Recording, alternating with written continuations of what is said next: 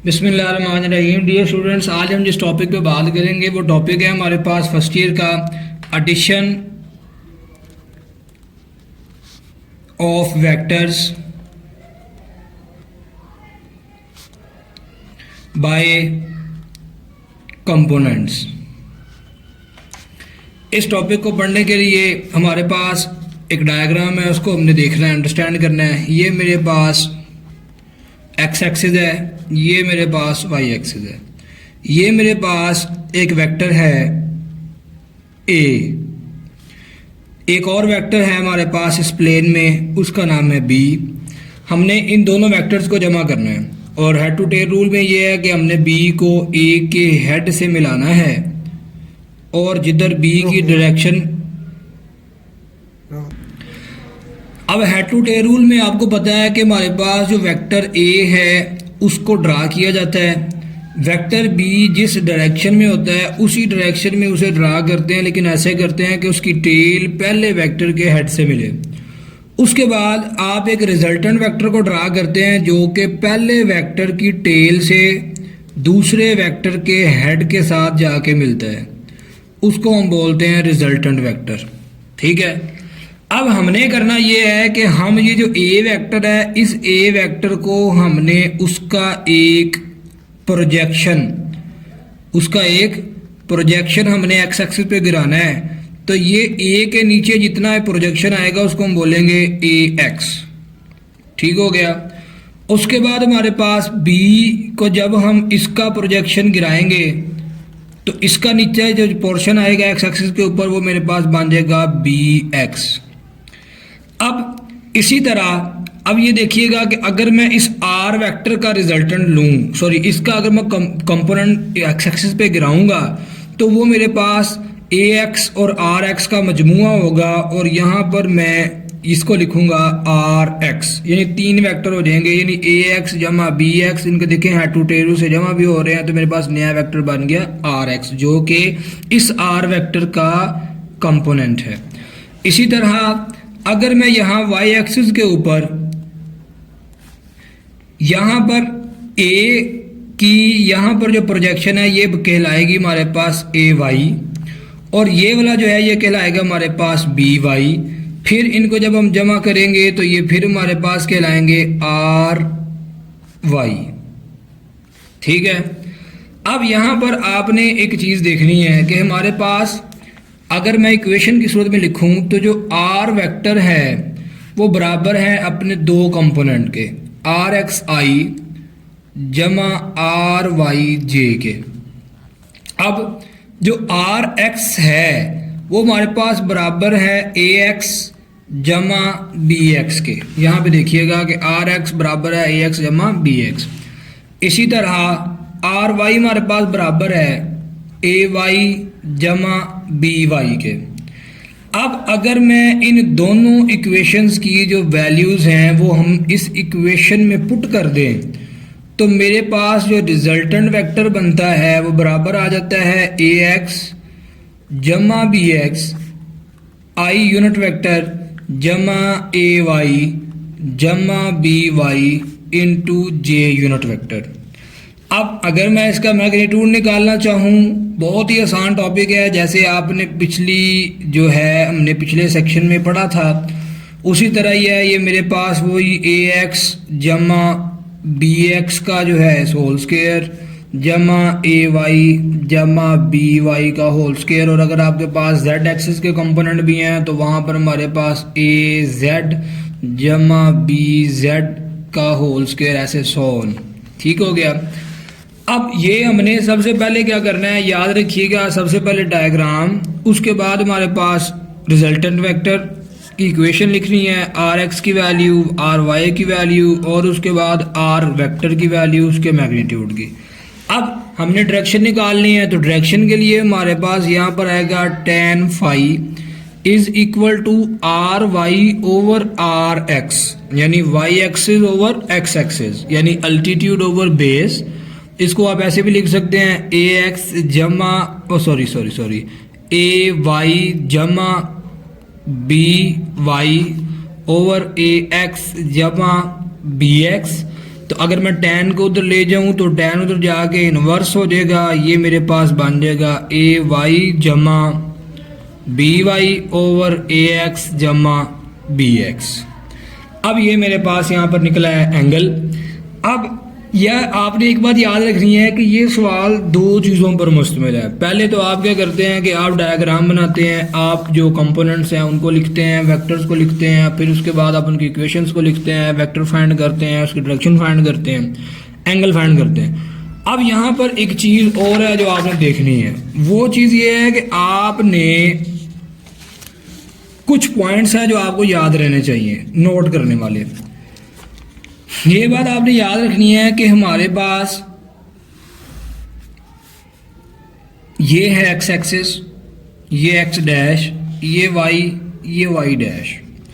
अगर देखा जाए ऑर्डर पेयर में तो यहाँ पर x की वैल्यू b पॉजिटिव है और y की भी पॉजिटिव, यहाँ पर x की नेगेटिव है, y की पॉजिटिव, यहाँ पर x की भी नेगेटिव और y की भी नेगेटिव, और यहाँ पर हमारे पास x की पॉजिटिव है और y की नेगेटिव।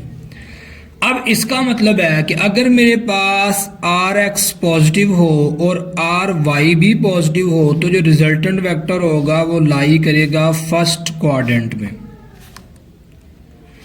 अगर मेरे पास rx नेगेटिव और ry पॉजिटिव हो तो जो रिजल्टेंट होगा वो लाई करेगा सेकंड क्वाड्रेंट में।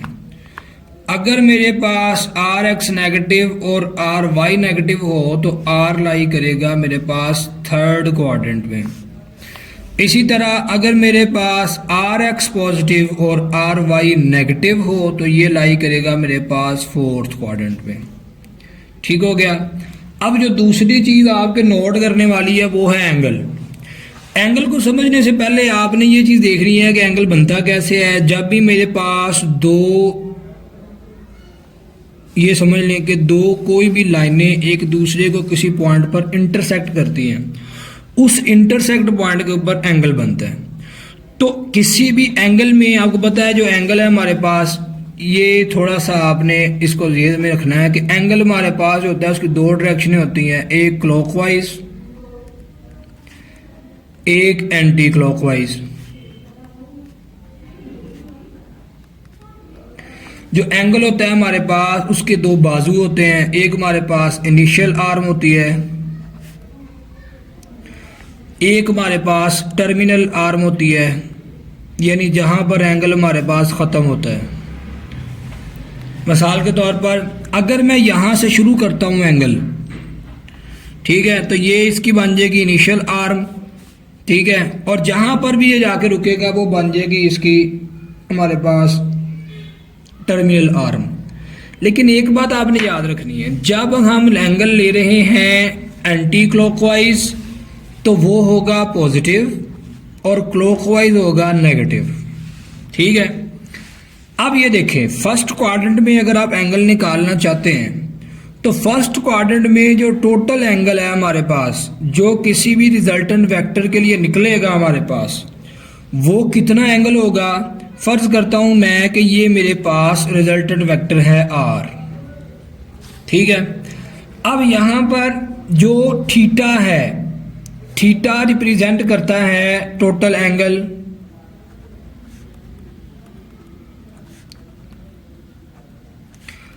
और जो फाई है वो रिप्रेजेंट करेगा करंट क्वाड्रेंट एंगल। यानी थीटा हमें जो पॉजिटिव एक्स एक्सिस है वहां से एंगल की वैल्यू देगा, और ये हमें उस जिस क्वाड्रेंट में वेक्टर मौजूद है, यानी अगर मैं कहूं कि मेरे पास जो थीटा है वो इस पॉजिटिव एक्स एक्सिस से वैल्यू देगा, तो इसका मतलब है कि यहाँ पर जो एंगल है एक हमारे पास आ जाएगा फाई और एक हमारे पास क्या आ जाएगा थीटा।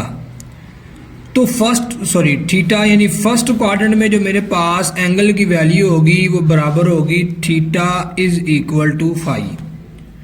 अब जब वेक्टर सेकंड क्वाड्रेंट में चला जाता है, अब जब वो सेकंड क्वाड्रेंट में जाएगा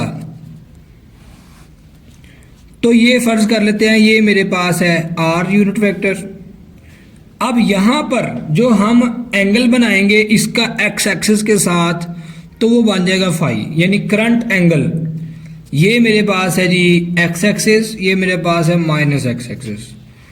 तो यहाँ पर जो टोटल एंगल है, जो टोटल एंगल फाइंड करना है वो थीटा है। तो अब यहाँ पे देखिएगा जो टोटल एंगल थर्ड क्वाड्रेंट में बनता है, यानी जो मेरे पास थीटा बनता है वो किसके बराबर होगा कि अगर फर्स्ट यानी एक्स, क्योंकि थीटा में बताएगा एक्स एक्सिस से, एक्स एक्सिस से टोटल सेकंड क्वाड्रेंट तक यानी माइनस एक्स तक जो एंगल है वो बनता है 180।